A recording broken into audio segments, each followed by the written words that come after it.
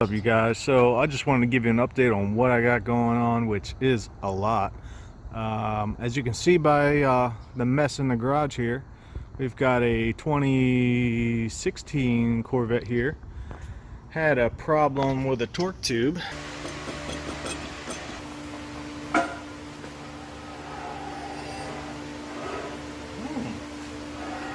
Oh, fucking couplers I see. Ooh, shit. Oh, shit. Oh, Lord. Good Lord Almighty. You can kind of see some junk. Couplers went bad in it, making a hell of a vibration. So we dropped the rear subframe, dropped the transmission, and let's get over here and did a couple while you're in there mods. Got his exhaust over here. A couple of his NPP valves had broken off previously.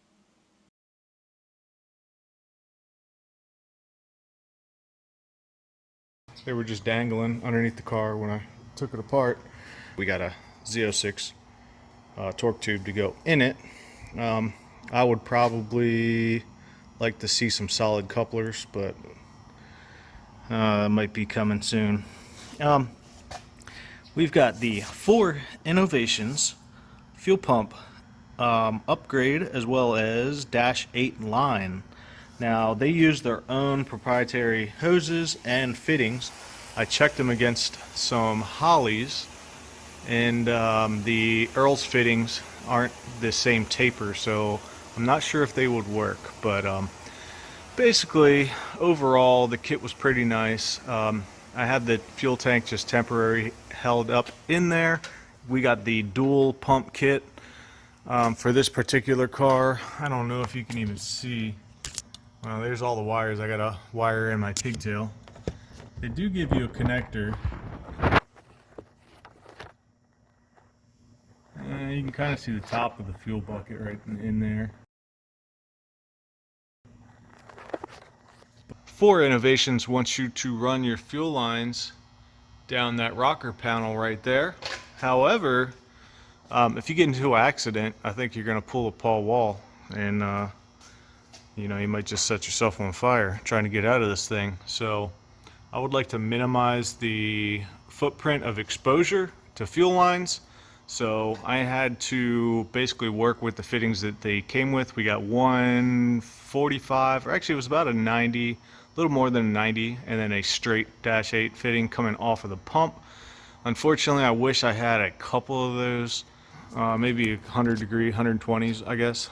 They had one 120-degree bend, and basically I had to come up with a way where I could route this and still mount this massive fuel filter in there.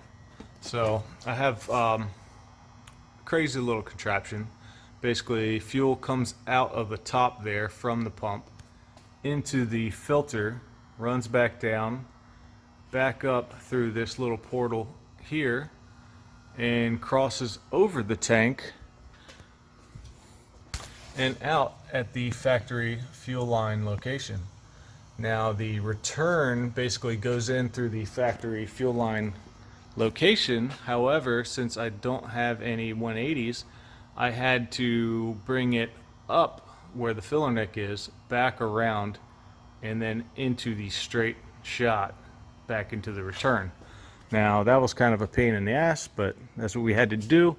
Main thing is, right there is the fuel pressure sensor for the supply before the direct pump. So basically, there's my lines coming out of the factory location. I still got to put up some wire chafe proofing, but it looks pretty decent, and I need to come up with better hold downs.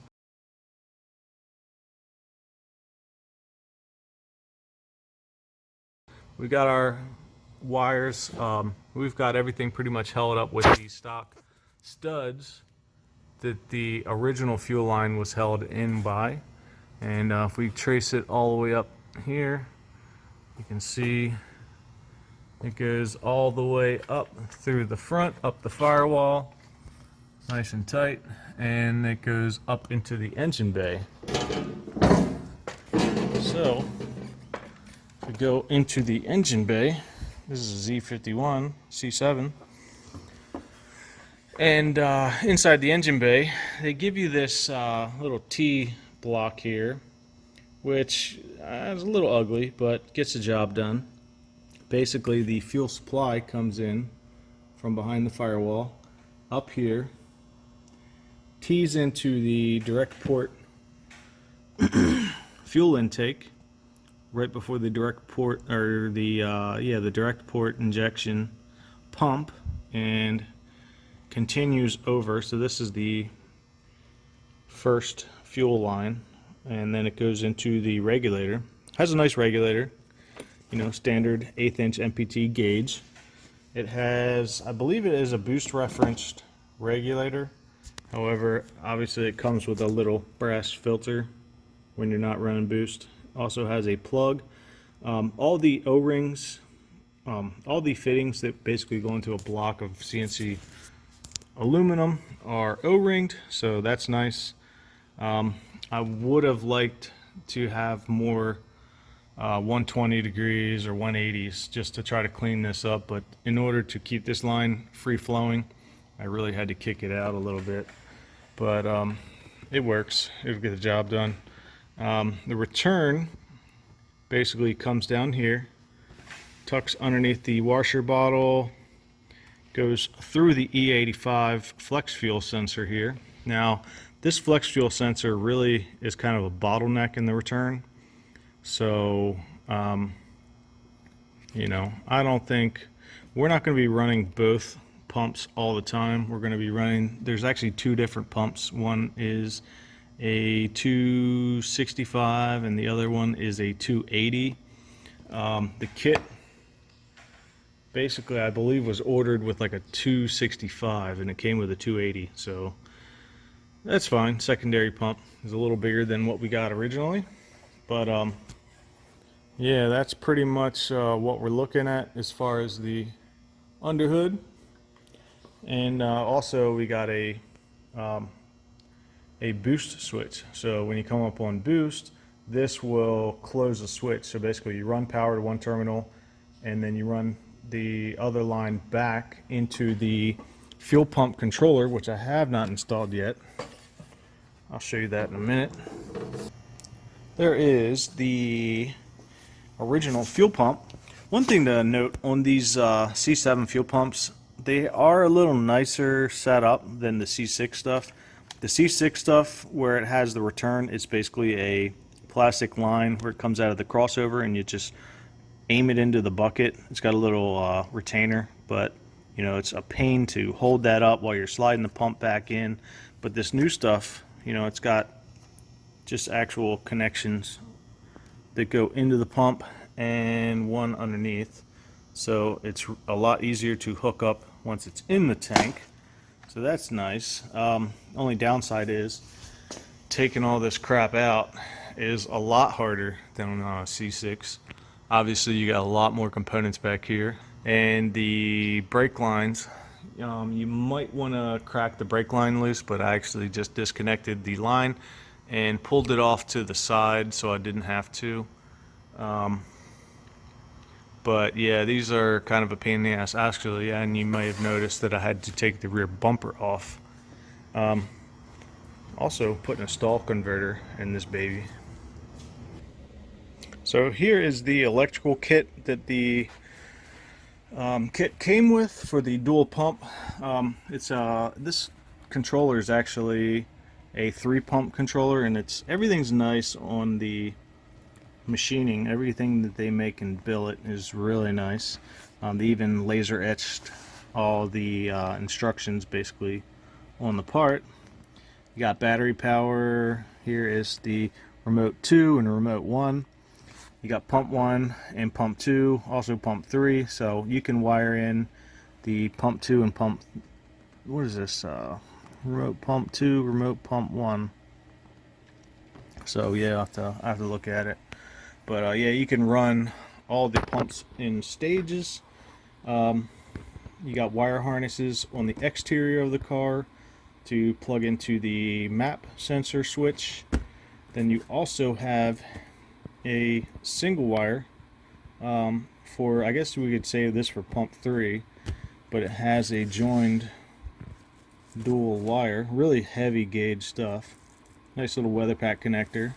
So this will be going to the fuel pump. The other end will obviously have to go inside because these terminals are not weatherproof. I wish this box was weatherproof because it would be a hell of a lot easier to just run large gauge cables from outside of the car. You've got a junction block ground, so looks like it's fused. I'm not sure what the fuse is. Looks like a 100 amp. I don't know. It's pretty heavy gauge stuff. I'm sure you can probably look it up. New Concepts with a K. I always love when they just have to spell things just a little weird. Makes you wonder. Also, with the wires you saw on the fuel pump hanging out, we've got 3 bodies to plug them in so we can make these weatherproof connections. We've got all the terminals to seal up the back ends, and we got the retainers to hold the wires, as well as the proper terminals to plug into there. You've got 3 sets, so an extra for a 3rd pump if we ever choose to do that. We've got a stainless mesh filter in that fuel filter, so we'll be able to clean that out. However, I've heard that a lot of guys say even after 5 years of use, the filters look brand new. So yeah, we actually had to change it out because we got a paper filter with the kit, and you know, customer ordered this stuff, so he ended up having to get one sent out here overnighted. We got a stainless filter in, so we're going to wire this thing up, and I still have all the fittings all loose in the car, so we're gonna have to go back and tighten up every individual AN fitting, and then flush the system out, make sure we don't have any residual debris. I always like to clean them out as I make the lines, and then do a final rinse with some fuel. You could even run it back into the tank if you wanted to, because the filter is going to pick it up, especially if this thing is cleanable. So, but we're probably just going to waste it, dump it into a tank. But yeah, that's pretty much it, I guess. Put a motor in this thing. Actually rebuilt the original motor.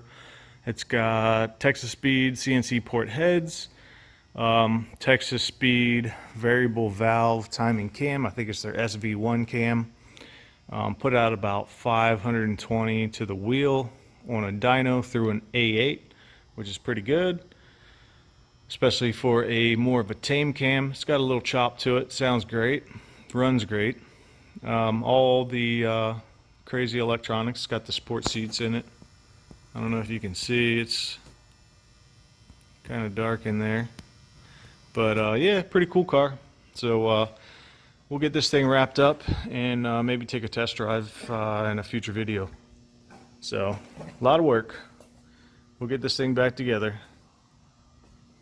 Alright, you guys, I appreciate you all watching. Definitely, if you liked the video, hit the like button, and if you're new, don't forget to subscribe. And I've got a lot of work to do.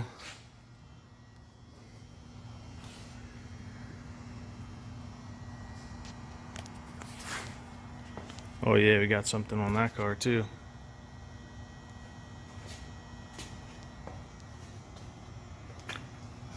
C6s, awesome cars. As easy to work on as a C5. Not that it's easy, a little easier than all this. Similar, but doesn't have all this crap. Alright, you guys, see ya.